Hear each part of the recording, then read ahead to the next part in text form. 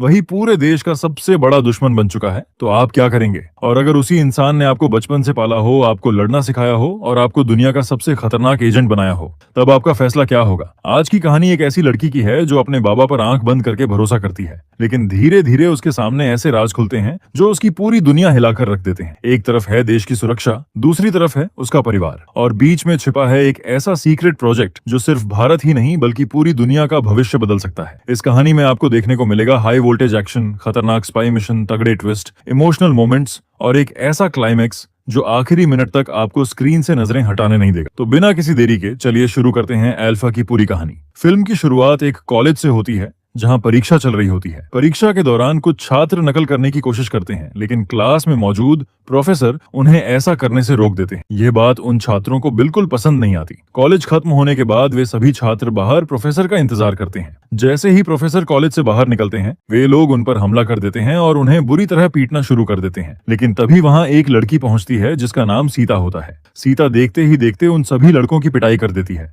उसकी fighting skills देखकर साफ पता चलता है कि वह कोई साधारण लड़की नहीं है। कुछ ही सेकंड में वह सभी हमलावरों को जमीन पर गिरा देती है और प्रोफेसर की जान बचा लेती है। इसके बाद सीता वहां से निकलकर एक होटल पहुंचती है जहां एक आदमी उसका इंतजार कर रहा होता है। ये आदमी कोई और नहीं बल्कि फतेह होता है, जिसे सीता अपने बाबा की तरह मानती है। दोनों साथ बैठकर खाना खाते हैं। तभी होटल का स्टाफ केक लेकर आता है और पता चलता है कि आज सीता का जन्मदिन है। फतेह उसे जन्मदिन की बधाई देता है और कहता है कि अब समय आ गया है उसकी असली परीक्षा का। इसके बाद फतेह उसे एक मिशन सौंपता है। वह सीता को होटल की 34वीं मंजिल पर मौजूद 3418 का पता देता है और बताता है कि वहां एक ऐसा अपराधी छिपा हुआ है जो लड़कियों की तस्करी करता है। फतेह कहता है कि आज रात उस आदमी को किसी भी कीमत पर खत्म करना होगा। सीता तुरंत मिशन के लिए निकल जाती है। कुछ देर बाद वह होटल के उस फ्लोर पर पहुंचती है, लेकिन वहां सिर्फ वह तस्कर नहीं होता, उसकी सुरक्षा के लिए कई हथियारबंद गार्ड भी मौजूद होते हैं। इसके बाद एक जबरदस्त एक्शन सीक्वेंस शुरू होता है। सीता एक एक करके सभी गार्ड्स को खत्म करना शुरू कर देती है। पूरे फ्लोर पर अफरा तफरी मच जाती है। आखिरकार वह उस तस्कर तक पहुंच जाती है और उसे भी मार देती है। इस तरह सीता अपना पहला मिशन सफलतापूर्वक पूरा कर लेती है। लेकिन असली ट्विस्ट इसके बाद आता है। मिशन पूरा होने के कुछ समय बाद कुछ रहस्यमयी लोग सीता के कमरे में पहुंच जाते हैं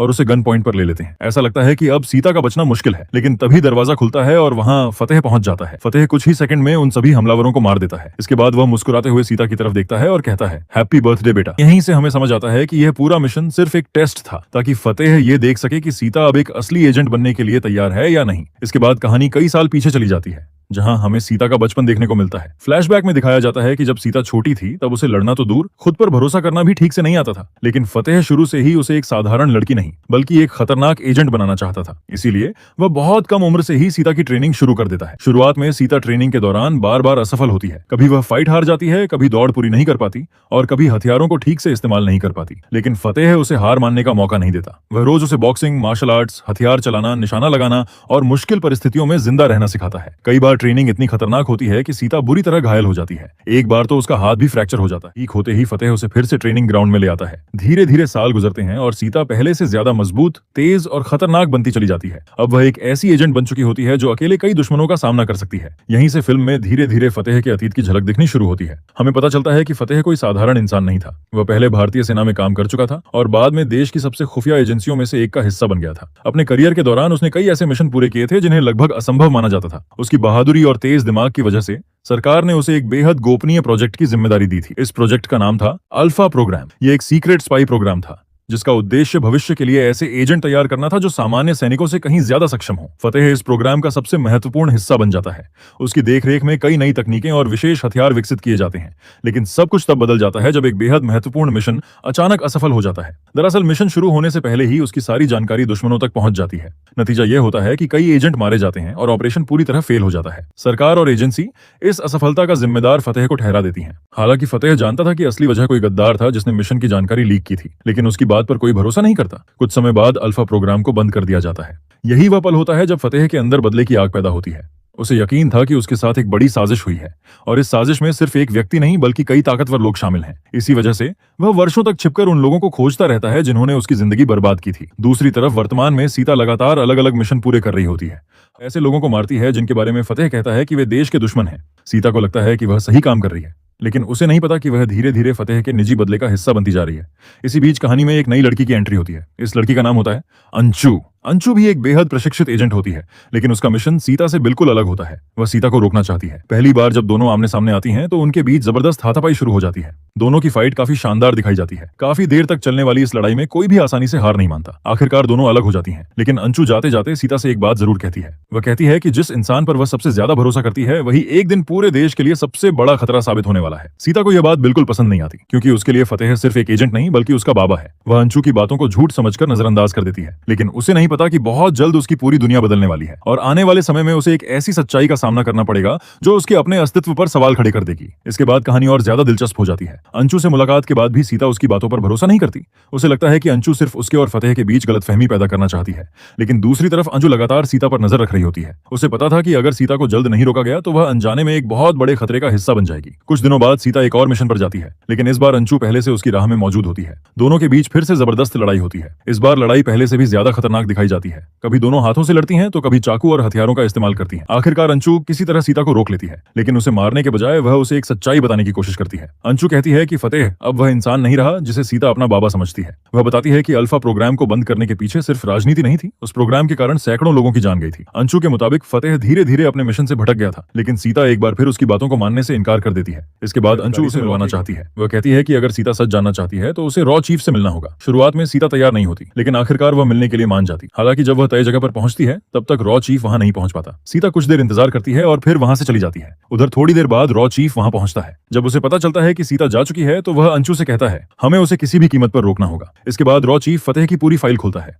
यहीं से फिल्म का एक बड़ा फ्लैशबैक शुरू होता है। हमें पता चलता है कि फतेह का जन्म हरियाणा के एक साधारण किसान परिवार में हुआ था। उसके पिता एक ईमानदार इंसान थे, लेकिन कुछ भ्रष्ट लोगों की वजह से उनकी मौत हो जाती है। यही घटना फतेह की जिंदगी बदल देती है। वह देश की सेवा करने का फैसला करता है और सेना में भर्ती हो जाता है। कुछ वर्षों बाद उसकी प्रतिभा को देखकर उसे खुफिया एजेंसी में शामिल कर लिया जाता है। यहीं से उसका सफर एक साधारण सैनिक से एक दिग्गज एजेंट बनने तक पहुंचता है। फतेह का दिमाग बेहद तेज था। वह ऐसे हथियार और तकनीकें विकसित करता था जो अपने समय से काफी आगे थी। इसी दौरान वह अल्फा प्रोग्राम का हिस्सा बनता है। शुरुआत में सब कुछ सही चल रहा होता है, लेकिन धीरे धीरे उसे एहसास होने लगता है कि सिस्टम के अंदर कुछ लोग अपने फायदे के लिए अल्फा प्रोग्राम का इस्तेमाल कर रहे हैं। जब वह इसका विरोध करता है, तो उसके खिलाफ साजिश रची जाती है। एक मिशन लीक कर दिया जाता है, कई एजेंट मारे जाते हैं और सारी जिम्मेदारी फतेह पर डाल दी जाती है। यहीं से सरकार अल्फा प्रोग्राम को हमेशा के लिए बंद कर देती है। दुनिया को लगता है कि फतेह खत्म हो चुका है, लेकिन असलियत कुछ और थी। फतेह बच जाता है और उसी दौरान उसकी जिंदगी में एक और घटना होती है। एक दुश्मन एजेंट जिसका नाम संजय होता है, फतेह को मारने की कोशिश करता है। हालात ऐसे बनते हैं कि एक बड़ा विस्फोट होता है। सबको लगता है कि फतेह और संजय दोनों मर चुके हैं, लेकिन सच ये होता है कि फतेह जिंदा बच जाता है। उसी घटना के दौरान उसे एक छोटी बच्ची मिलती है। यह बच्ची और कोई नहीं बल्कि सीता होती है। इसके बाद फतेह उसे अपने साथ ले जाता है और अपनी बेटी की तरह पालता है। यहीं से सीता की ट्रेनिंग शुरू होती है और वह धीरे धीरे अल्फा की सबसे खतरनाक एजेंट बन जाती है। वर्तमान में लौटने पर रॉ चीफ अंशु को चेतावनी देता है। वह कहता है कि फतेह कुछ बहुत बड़ा करने की तैयारी कर रहा है और अगर उसे नहीं रोका गया तो पूरा देश खतरे में पड़ सकता है। दूसरी तरफ सीता अब भी फतेह के लिए मिशन पूरे कर रही होती है, लेकिन उसके मन में पहली बार शक पैदा होने लगता है। उसे लगने लगता है कि शायद अंशु और रॉ कुछ ऐसा जानते हैं जो उससे छिपाया गया है। और यहीं से कहानी उस मोड़ पर पहुंचती है जहां सीता को पहली बार अपने बाबा और अपने देश के बीच चुनाव करना पड़ने वाला है। अब तक सीता को लगता था कि वह सिर्फ मिशन पूरे कर रही है, लेकिन उसे नहीं पता था कि वह धीरे धीरे एक ऐसे खेल का हिस्सा बन चुकी है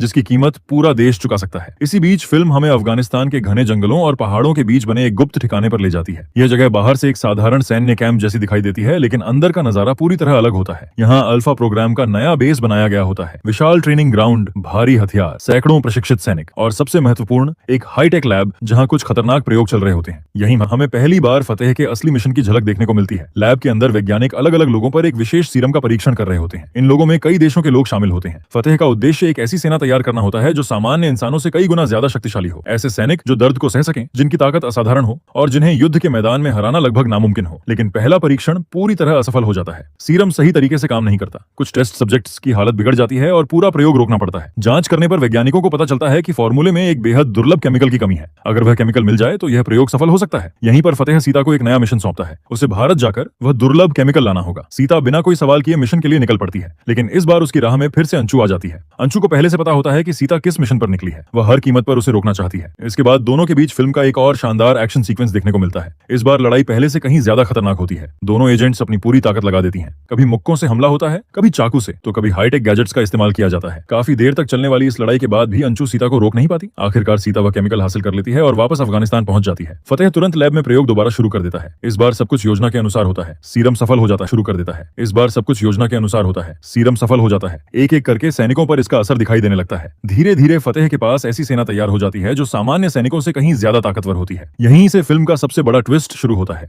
एक दिन सीता बेस के एक प्रतिबंधित हिस्से में पहुंच जाती है। वहां उसे एक महिला दिखाई देती है। पहले तो वह उसे पहचान नहीं पाती, लेकिन कुछ ही देर बाद उसकी दुनिया बदल जाती है, क्योंकि वह महिला कोई और नहीं बल्कि उसकी माँ जानकी होती है, जिसे वह सालों से मरा हुआ समझती आई थी। सीता अपनी माँ को देखकर पूरी तरह टूट जाती है। माँ और बेटी का यह मिलन फिल्म का सबसे भावुक दृश्य बन जाता है, लेकिन असली झटका अभी बाकी होता है। जानकी सीता को बताती है कि फतेह उससे बहुत बड़ी सच्चाई छिपा रहा है। वह कहती है कि फतेह सिर्फ बदला नहीं लेना चाहता, बल्कि वह एक ऐसा मिशन तैयार कर रहा है जो भारत के लिए बेहद खतरनाक साबित हो सकता है। पहले तो सीता इस बात पर विश्वास नहीं करती, लेकिन धीरे धीरे जानकी उसे कई ऐसे सबूत दिखाती है जिनसे उसका भरोसा टूटने लगता है। यहीं उसे अपने असली पिता के बारे में भी पता चलता है। जानकी बताती है कि उसके पिता संजय थे और उनकी मौत के पीछे भी कई रहस्य छिपे हुए हैं। अब पहली बार सीता अपने बाबा फतेह पर शक करने लगती है। उधर फतेह की सुपर सोल्जर सेना पूरी तरह तैयार हो चुकी